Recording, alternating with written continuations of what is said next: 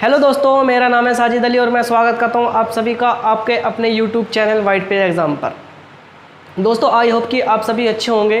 तो दोस्तों आज फिर मैं आपके सामने हाजिर हूं एक और नई वीडियो के साथ। दोस्तों आज की मेरी वीडियो का थंबनेल आपको पहले ही दिख चुका होगा और आपको हमारी स्क्रीन पर भी दिख रहा होगा कि डी फार्मा क्या है।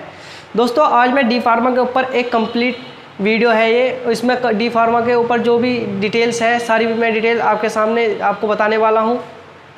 तो दोस्तों वीडियो शुरू करने से पहले जिसने चैनल को सब्सक्राइब नहीं करा चैनल को सब्सक्राइब कर दे, बेल आइकन को दबा दे और वीडियो को ज़्यादा से ज़्यादा शेयर कर दे। तो दोस्तों शुरू करते हैं आज की हम अपनी वीडियो। तो दोस्तों वीडियो शुरू करने से पहले आपके कुछ क्वेश्चन थे, वो क्वेश्चन मैं लिख कर लेकर आया हूँ। तो मैं आज आपके क्वेश्चन है, मैं आपको पहले आपके क्वेश्चन बता दूँ कि दोस्तों सबसे पहला क्वेश्चन था कि डी फार्मा क्या है, यानी डी फार्मा क्या है। फिर क्वेश्चन नंबर दूसरा है कि डी फार्मा के लिए क्या क्या योग्यताएं हैं, यानी अगर हमें डी फार्मा करना है तो उसके लिए क्या क्या योग्यताएं हैं। आपको अगला क्वेश्चन है, क्वेश्चन नंबर 3 है कि डी फार्मा में एडमिशन कैसे ले, डी फार्मा में एडमिशन कैसे ले। आपका अगला सवाल है कि डी फार्मा फीस कितनी होती है, यानी डी फार्मा की फ़ीस कितनी होती है। आपका अगला सवाल है कि डी फार्मा कितने वर्ष का होता है, यानी डी फार्मा कितने वर्ष का होता है। आपका अगला सवाल है कि डी फार्मा करने के बाद में यानी करियर, यानी अगर आपने डी फार्मा कर लिया उसके बाद में हमें सरकारी जॉब मिल पाएगी या हम गवर्नमेंट या सरकारी जॉब मिल पाएगी या हम प्राइवेट जॉब कर सकते हैं। तो दोस्तों इन सभी क्वेश्चनों के जवाब मैं आज आपको देने वाला हूं। दोस्तों आपका पहला प्रश्न है कि डी फार्मा क्या है।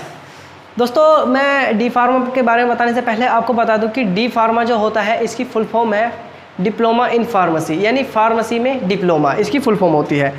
अब हमें अगर आप डी फार्मा करते हैं तो डी फार्मा के अंदर हमें दवाइयों से जुड़ी सभी जानकारी दी जाती है। दवाइयों से जुड़ी जानकारी कैसे, जैसे कि दवाई कैसे बनती है, दवाई की खुराक किसे कितनी दी जाती है, बच्चों को कितनी दी जाती है, बड़ों को कितनी दी जाती है। दोस्तों इन सभी के बारे में हमें डी फार्मा जब करते हैं जब भी पता चलता है। दोस्तों आपका अगला क्वेश्चन है कि डी फार्मा के लिए क्या क्या योग्यताएं हैं। दोस्तों मैं बात करूँ कि डी फार्मा के लिए योग्यताएं, दोस्तों डी फार्मा के लिए योग्यताएं में आप केवल 12th पास होने चाहिए। और 12th पास में भी दोस्तों आपके जो इंटर में या तो 50 से 55% के बीच में होने चाहिए, नहीं कि आपके 50 से कम परसेंटेज है वो नहीं होनी चाहिए, 50 से 55% के बीच में होनी चाहिए। और दोस्तों आपकी जो 12th है वो PCM या PCB से होनी चाहिए, PCM या PCB से आपकी 12th होनी चाहिए, यानी फिजिक्स केमिस्ट्री मैथ या फिजिक्स केमिस्ट्री और बायोलॉजी से आपकी 12th होनी चाहिए। आपका अगला क्वेश्चन है कि डी फार्मा में एडमिशन कैसे ले। तो दोस्तों डी फार्मा में जो एडमिशन होता है वो प्राइवेट और गवर्नमेंट कॉलेज दोनों में हो जाता है। दोस्तों सबसे पहले मैं बात करूं कि प्राइवेट कॉलेज में कैसा होता है। दोस्तों आप जिस इलाके में भी रहते हो या आपके आसपास जो भी कोई मेडिकल कॉलेज है, आप वहां जाकर जो आपका 12th के सर्टिफिकेट है जैसे इंटर की मार्कशीट है उसे दिखाकर आप वहाँ एडमिशन पा सकते हो। अब मैं बात करूँ दोस्तों गवर्नमेंट कॉलेज में कैसा होता है। दोस्तों अगर आपको गवर्नमेंट कॉलेज में एडमिशन लेना है तो इसके लिए आपको पहले एंट्रेंस एग्ज़ाम देना पड़ेगा और एंट्रेंस एग्ज़ाम देने के बाद में उसकी कुछ मेरिट बनती है। और अगर आपका मेरिट में सिलेक्शन हो जाता है, यानी अगर आपका मेरिट में नंबर आ जाता है तो दोस्तों आपको गवर्नमेंट की तरफ से डी फार्मा करने का मौका मिल जाता है कि गवर्नमेंट के जो भी कॉलेज हैं उनमें। अब मैं बात करूँ कि डी फार्मा की फ़ीस कितनी है। दोस्तों डी फार्मा की फ़ीस दोनों अलग अलग रखी गई है कि अगर आप प्राइवेट कर रहे हो जब भी फीस देनी पड़ेगी और अगर आप गवर्नमेंट कर रहे हो जब भी फीस देनी पड़ेगी। दोस्तों मैं सबसे पहले बात करता हूँ कि दोस्तों प्राइवेट की कितनी फ़ीस होती है। दोस्तों प्राइवेट की फ़ीस होती है 80,000 से लेकर 1 लाख रुपए के बीच में इसकी फ़ीस होती है, एक साल की फ़ीस होती है। मैं बात करूँ गवर्नमेंट की, दोस्तों गवर्नमेंट की फ़ीस काफ़ी कम होती है प्राइवेट के मुकाबले, क्योंकि अगर आप एंट्रेंस एग्ज़ाम देने के बाद में अगर आप करते हो तो दोस्तों इसकी जो कुल फ़ीस होती है वो 40 से 45,000 के बीच में होती है। कितनी, 40 से 45,000 के बीच में इसकी फ़ीस होती है। अब दोस्तों आपका अगला क्वेश्चन है कि डी फार्मा कितने वर्ष का होता है। दोस्तों वैसे तो डी फार्मा की मैं बात करूं तो दोस्तों डी फार्मा केवल 2 वर्ष का होता है। डी फार्मा 2 वर्ष का होता है, लेकिन दोस्तों 2 वर्ष में आपको 4 बार एग्ज़ाम देना पड़ेगा, यानी सेमेस्टर वाइज होते हैं, यानी एक साल में 2 सेमेस्टर होते हैं, फर्स्ट सेमेस्टर और सेकंड सेमेस्टर, फिर दूसरे साल में थर्ड सेमेस्टर और फोर्थ सेमेस्टर, यानी एक साल में 2 बार एग्ज़ाम देना पड़ता है, 2 साल में 4 बार आपको एग्ज़ाम देना पड़ता है। दोस्तों उसके बाद में आपको 3 महीने की इंटर्नशिप करनी पड़ेगी, उसके बाद ही आप, यानी इंटर्नशिप कैसे, यानी जिस कॉलेज से आप डी फार्मा करते हो वही कॉलेज आपको कोई हॉस्पिटल अलॉट करेगा, आप उसमें 3 महीने की आपको प्रैक्टिस करनी पड़ेगी। फिर अगर जब आपकी प्रैक्टिस पूरी हो जाती है तो दोस्तों उसके बाद में आपको आपका डिप्लोमा मिल जाता है। अब दोस्तों मैं बात करूं कि आपका अगला क्वेश्चन है कि डी फार्मा करने के बाद में करियर, यानी अगर आपने डी फार्मा कोर्स कर लिया तो दोस्तों उसमें आपको करियर यानी कैसे बना सकते हैं और बेहतर करियर कैसे बना सकते हैं। तो दोस्तों मैं सबसे पहली बात करूँ कि सरकारी जॉब में, यानी अगर हमने डी फार्मा कर लिया तो डी फार्मा से कोई गवर्नमेंट जॉब भी मिलती है।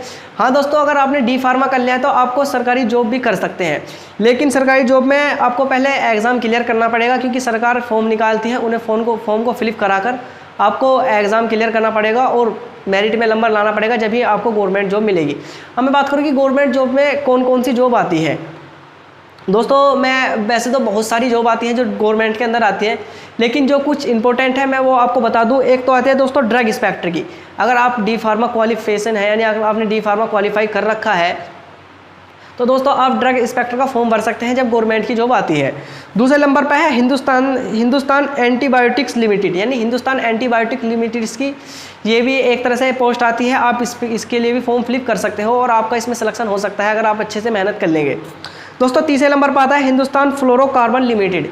हिंदुस्तान फ्लोरोकार्बन लिमिटेड दोस्तों आप इसमें भी अपना सिलेक्शन पा सकते हैं, यानी वही प्रोसेस है, आपको पहले फॉर्म फिलअप करना पड़ेगा। फॉर्म फिलअप करने के बाद में जब आप एग्ज़ाम दे देंगे, उसके बाद अगर आपका मेरिट में नंबर आता है तो दोस्तों आप यानी गवर्नमेंट जॉब के लिए गवर्नमेंट जॉब में चले जाएंगे। दोस्तों अब नंबर 2 पे है कि प्राइवेट जॉब में भी कुछ स्कोप है। तो दोस्तों हाँ, अगर आपने डी फार्मा कर रहा है, अगर आपको गवर्नमेंट जॉब नहीं करनी तो दोस्तों आप प्राइवेट जॉब कर सकते हैं। जैसे प्राइवेट जॉब कैसे दोस्तों, आप किसी भी जो हमारी दवाई बनाने वाली कंपनी है उसमें जाकर आप लग सकते हैं, उसमें दवाई वगैरह बनाने का काम कर सकते हैं। दूसरे नंबर पर अगर आपको दवाई बनाने का काम नहीं करना तो दोस्तों आप एक MR बन सकते हैं। दोस्तों आपने MR देखा होगा कि जो डॉक्टरों के पास दवाई सप्लाई करते हैं दोस्तों, वो ये MR होते हैं, आप उसका कार्य कर सकते हैं। और दोस्तों अगर इसमें एक और है कि आप अपना अलग से मेडिकल स्टोर कहीं भी कर सकते हैं, क्योंकि अगर आपके पास डिप्लोमा है, डी फार्मा है, डिप्लोमा इन फार्मेसी है, डी फार्मा है, तो दोस्तों आप कहीं भी अपना मेडिकल स्टोर कर सकते हैं। और दोस्तों आपका अगला क्वेश्चन है कि डी फार्मा करने के बाद में सैलरी कितनी होती है। दोस्तों मैं बात करूं कि डी फार्मा करने के बाद में सैलरी कितनी होती है, तो सैलरी को मैंने 2 डिवाइड में बांटा है, एक तो गवर्नमेंट जॉब की और एक प्राइवेट जॉब की। दोस्तों जब आपकी गवर्नमेंट जॉब होती है तो आपकी सैलरी, अगर आप गवर्नमेंट हो जाते हैं तो 40 से लेकर 45 हज़ार के बीच में सैलरी होती है। कितनी? 40 से लेकर 45 हज़ार के बीच में सैलरी होती है। मैं बात करूं अगर दोस्तों आपकी प्राइवेट जॉब होती है तो दोस्तों प्राइवेट में कुछ कम होती है, क्योंकि प्राइवेट में कंपनी पर डिपेंड करता है कि वो कंपनी आपको कितनी सैलरी दे रही है। तो दोस्तों मिनिमम जब भी आपको सैलरी 20 से 25 हज़ार के बीच में मिल जाती है। कितनी? 20 हज़ार से लेकर 25 हज़ार के बीच में आपको एक महीने की सैलरी मिल जाती है। तो दोस्तों डी फार्मा को लेकर ये थी मेरी वीडियो। अगर आपको वीडियो अच्छी लगी हो तो चैनल को सब्सक्राइब कर दे, बेल आइकन को दबा दे और वीडियो को ज़्यादा से ज़्यादा शेयर कर दे। दोस्तों थैंक्स फॉर वॉचिंग।